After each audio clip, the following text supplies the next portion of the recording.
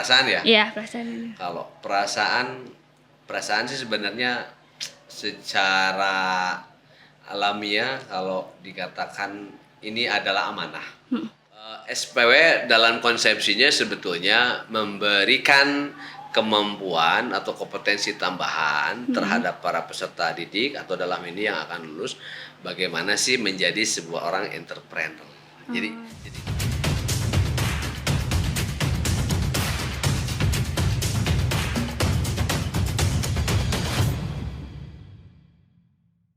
Hello everyone, kembali lagi di Genta Podcast. Kali ini bersama aku Triana Saputri dari 12 PSPT. Di Genta Podcast kali ini aku kedatangan tamu dari sekolah kita, kepala sekolah baru. Penasaran kan? Halo Bapak, selamat Halo, siang. selamat siang. Gimana apa kabarnya hari ini? kabar alhamdulillah sehat, baik selalu. Bapak, Triana bakal ngobrol-ngobrol santai aja kali ya Iya. sama Bapak. Ya mengenai sekolah. Boleh. Ya, tahun ajaran baru, ya kan. Terus Bapak sebagai kepala sekolah baru, ya kan. Nuansanya Wajah pasti baru baru ya. nih, Wajahnya ya kan. baru Wajah gitu ya. baru. Oke, langsung aja ke pertanyaan kali ya Pak ya. Boleh. Ya. Gimana sih perasaan Bapak menjadi kepala sekolah di tahun ajaran baru? Iya. Perasaan ya? Iya, perasaan. Kalau perasaan sih sebenarnya secara alamiah kalau dikatakan ini adalah amanah. Kalau amanah ini kan bisa terbagi menjadi dua. Yang pertama, apabila kita bisa menjalankan dengan sangat baik, maka akan jadi kemaslahatan untuk semua orang. Iya. Tetapi kalau kemudian ini tidak bisa saya jalankan menjadi tidak baik, tentu akan ada istilahnya pertanggungjawaban yang berbeda gitu ya. Jadi artinya di satu sisi ini adalah kebahagiaan, tapi di sisi yang lain ini adalah tanggung jawab yang cukup berat. Perasaan ya seperti itu. Dikatakan bahagia, tetapi dikatakan kemudian ini menjadi sebuah beban, tapi dijalani saja. Iya. Seperti itu. Tapi kan apa ya? Jadi yang pemimpin gitu kan di Iya. sekolah, ya kan pasti kayak apalagi kan berarti kan kelas 10-nya baru nih kan, ketemu lagi yang baru-baru gitu kan, kenalan lagi gitu betul. kan. Nah, capaian yang ingin Bapak realisasikan di jabatan Bapak? Tentu di awal ketika mengikuti proses, dia ada prosesnya. Iya. Jadi kepala sekolah ini tidak asal serta merta Tidak langsung ditunjuk ya, gitu kan. karena memang apalagi di Yayasan Dharma Setia Koskoro ini kan ada proses yang harus kami tempuh. Jadi ada 2 pelaksanaan tes uji kompetensi gitu ya. Uji kompetensi yang pertama terkait dengan visi misinya saya jikalau memang dipilih. Kemudian hal yang kedua tentu dengan program-program yang akan dicapai dalam 4 tahun ke depan. Nah tentu ini pun saya tidak sendiri karena sistemnya demokrasi, jadi akan banyak orang yang memang dilibatkan untuk bisa mencalonkan menjadi kepala sekolah. Nah tentu bukan alasan sesungguhnya bahwa ada capaian harapan yang tertinggi yang ingin saya capai dalam 4 tahun ke depan. Karena satu periode itu 4 tahun. Tentu saya ingin kemudian membawa SMK ini jauh lebih baik ya. Pertama jauh lebih baik yaitu dari 4 komponen sesungguhnya yang ingin jadi capaian saya. Yang pertama komponen adalah dari mutu gurunya dulu. Tentu untuk mendapatkan mutu siswa yang baik, mutu peserta didik yang baik atau mutu lulusan yang baik harus memiliki mutu guru juga yang berkualitas. Itu capaian pertama. Kalau mutu gurunya sudah berkualitas, ya artinya mutu gurunya sudah di akar rata-rata atau di atas rata-rata dari kompetensinya, dari pendidikannya, dari kemampuan mengajarnya, dari bagaimana kemudian mereka bisa memberikan kenyamanan terhadap peserta didik atau perkembangan dan kontribusi lainnya, tentu akan berimbas kepada peserta didiknya. Nah, tentu harapan saya di peserta didiknya atau mutu lulusannya, pertama mereka memiliki kompetensi terhadap kompetensi keahlian yang dipilih. Kedua, kemudian capaian lulusannya. Ada 3 kan komponennya. Yang pertama, tentu kalau lulus mereka pilihannya bisa bekerja sesuai dengan kemampuannya. Kedua, kalaupun memang tidak bekerja, ada pilihannya bisa melanjutkan ke perguruan tinggi negeri ataupun swasta. Tentu kami akan gandeng tahun ini. Nah, ada target. Jadi kalau dulu hanya bisa bekerja, tahun ini di periode ini, tentu harapan saya adalah keberterimaan lulusan untuk bisa masuk ke perguruan tinggi itu harus ada targetnya. Gitu ya. Jadi makanya saya gandeng lembaga masuk untuk perguruan tinggi negeri. Nanti yang kelas 3 sekarang ini akan ada satu lembaga yang saya gandeng untuk bisa direkrut, untuk bisa menggolkan peserta didik untuk bisa masuk ke perguruan tinggi negeri. Itu capaian yang keduanya. Yang ketiganya tentu wirausaha. Kalau memang kemudian mereka tidak bisa memilih di dua hal, setidaknya dengan kemampuan kompetensi mereka bisa berwirausaha. Nah, komponen yang ketiganya nih. Yang ketiganya tentu harapannya adalah manajemen sekolah harus bisa memberikan pelayanan prima terhadap siapapun itu yang menjadi pemberian, seperti contoh orang tua siswa, peserta didik, atau secara umumnya masyarakat, kita mampu memberikan pelayanan terbaik, ya. Dan kemudian yang terakhir tentu ada mutu lulusan, ada mutu guru, ada manajemen sekolah. Kemudian yang terakhir ini tentu bagaimana kemudian sekolah ini mampu mencetak kualitasnya, gitu ya. Iya. Siap. Panjang nggak? Enggak. Jadi di Kosgoro tuh ada yang namanya SPW berarti ya. Ada, salah satunya itu SPW. Untuk yang ngelatih buat dia kalau misalkan gak bisa kerja, gak bisa kuliah, jadi bisa usaha.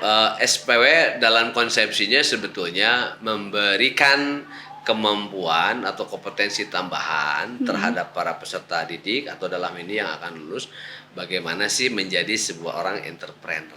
Jadi lebih kepada konsepsi membangun atau mencetak jiwa entrepreneurnya. Jadi kalau misalkan mau usaha, jadi udah ada gambaran gitu Ya, kan. iya, Jadi udah ada betul. kayak, ini kan pernah kayak gini, kayak gini. Ya, jadi ketika mau usaha tuh nggak bingung kan? nggak bingung. Ini mau ngapain langkah Iya. awalnya? Nah, setidaknya peran SPW atau peran industri dalam hal ini memberikan sumbangsi pemikiran. Ini kalau memang kamu mau jadi wirausaha nanti ke depan, kalau passionnya kamu nanti di sana, langkah awal itu harus seperti ini, seperti ini. Jadi ada gambaran secara umum. Iya. Seperti itu, Neng. Oke, pasti kan Bapak punya program nih. Betul? Program apa yang udah Bapak bentuk ataupun yang mau dibentuk? Kalau program secara umum tentu tadi Ya. 4 komponen yang memang menjadi prioritas saya. Dan saat ini yang sedang saya jalankan tentu adalah meningkatkan kualitas proses pembelajaran. Artinya apa? Di situ ada proses yang kami berikan, semacam pelayanan prima yang kami berikan kepada masyarakat dalam hal ini khususnya peserta didik, ya, untuk bisa kemudian hadir ke sekolah menerima berbagai macam ilmu yang mereka terima. Itu gurunya lengkap tuh di sana. Tidak ada lagi guru yang bolong-bolong. Nah, ini target awalnya. Jadi target awal bahwa ada kepuasan anak-anak untuk belajar. Kedua, di situ timbul kenyamanan. Kalau sudah gurunya hadir, siswanya tertib, interaksi terjadi, ada nilai kenyamanannya. Nah, itu. Dan yang ketiga, kami memberikan ruang semacam kegiatan tidak hanya di proses pembelajaran, ada ekstrakurikuler yang saat ini jauh diaktifkan. Ada ekstrakurikuler wajib, ada ekstrakurikuler pilihan, ada juga kelas peminatan. Tentu kamu juga udah tahu ya. Nah, itu sudah banyak kemudian terjadi proses seperti itu. Itu, Neng. Oke. Jadi eskulnya jalan lagi? Sudah sangat jalan. Udah jalan lagi, soalnya kan udah aktif juga ininya udah. Banyak ya sekarang ya. Nggak online lagi, Iya. jadi diaktifin lagi gitu. Iya, ya sekarang ini kan di 2 tahun kemarin kita merasakan, apalagi yang sudah lulus ya, yang sudah lulus kemarin tuh miris sekali gitu, mereka nggak merasakan hal-hal tersebut. Tapi tidak hanya di kita, di hampir semua sekolah juga merasakan hal yang sama. Ngerasain juga. Dikit Iya, sih iya. sebentar gitu. Terus kayak alhamdulillah aktif lagi sekolah, online lagi. Offline lagi, Iya. ketemu lagi sama guru-guru. Jadi kan berarti jadi biar sama gurunya tuh komunikasinya juga ya kan, terus Betul. cara belajarnya gurunya kayak gimana. Beda kan itunya. sekarang kan? Iya, beda. Beda ya, terlihat ya. Kalau misalkan online kadang mager nih. Biasa jiwa-jiwa muda ya kan. Iya. Ini kan kayak yang ntar aja deh gitu kan, gak ketahuan gurunya. Males kan? Iya, jadi males kalau Enggak online. nampilin baju sepotong ke bawah celana pendek gitu ya. Kadang belum mandi udah ujung. Aduh. Iya.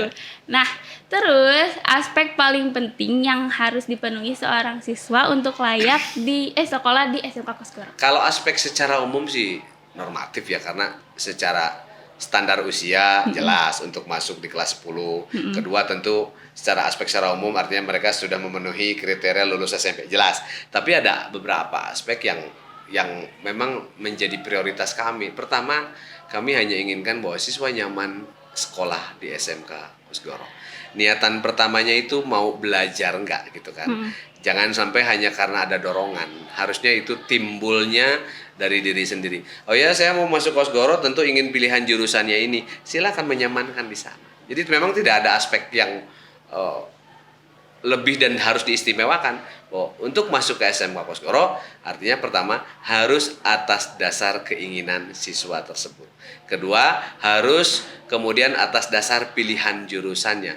Tidak baik juga kemudian masuk ke Kosgoro atau masuk ke jurusan itu atas dasar dorongan. Biasanya nggak dapat gitu. Biasanya presentasinya terlalu sedikit itu. Tapi kalau memang muaranya dari diri sendiri, biasanya akan berakhirnya juga sangat baik gitu ya. Kedua, itu tadi yang ketiganya tentu harus timbul kenyamanan dalam segi apapun. Saya sering menyampaikan di upacara atau di apapun, cari nyamannya kalian. Itu tujuannya supaya apa? Supaya anak-anak bisa menikmati setiap proses-prosesnya. Begitu. Iya, soalnya kalau nyaman kayak udah enak aja jadinya Iya, belajarnya jadi enak. Kayak gini kan tuntutannya, buktinya jam segini kalian belum mau pulang karena apa? Nyaman. Ada pekerjaan yang bisa dilaksanakan, Iya, ada ilmu benar. yang kamu dapatkan, ada interaksi terjadi. Iya. Kayak gitu ya? Iya, bener. Soalnya kalau misalkan nih kayak pengen ikut-ikutan aja nih masuk Iya. jurusan, tapi kan tengah-tengah kayak nyesel deh masuk jurusan Kayak ini, gitu. jadinya kayak gitu, Gitu, ya kan? betul, Kalau misalkan kayak kemauan kita, kayak aku masuk jurusan pertelevisian karena kayak pengen gitu kan, pengen terus kayak makin kesini ternyata nyaman gitu. Iya. Nah, ada lagi satu. Nah, ini yang tahun berbeda. Tahun ini Kosgoro kan sudah mampu melaksanakan job fair. Nah, ini yang paling istimewa dan tidak dilaksanakan di sekolah manapun. Apa itu job fair?